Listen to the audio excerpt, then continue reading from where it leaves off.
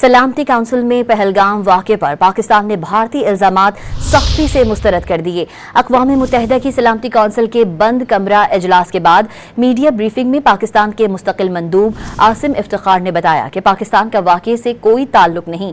भारतीय इक़दामात खित्ते के अमन व सलामती के लिए संगीन खतरा बन रहे हैं। हर सूरत अपनी खुद मुख्तारी और सलामती का तहफ़्फ़ुज़ और दिफा करेंगे।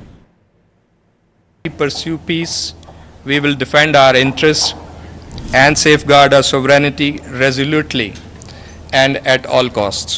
Finally, we urge the Security Council and the Secretary General to remain actively engaged in peacemaking and preventive diplomacy.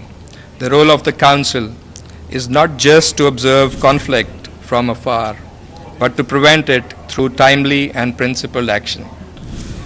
Ladies and gentlemen, peace must be built through dialogue, engagement, and respect for international law. India's current posture reflects none of these. The burden of peace must be shared. The people of Kashmir have waited far too long for justice, and the people of Pakistan will not stand by while their rights to water, to peace, to sovereignty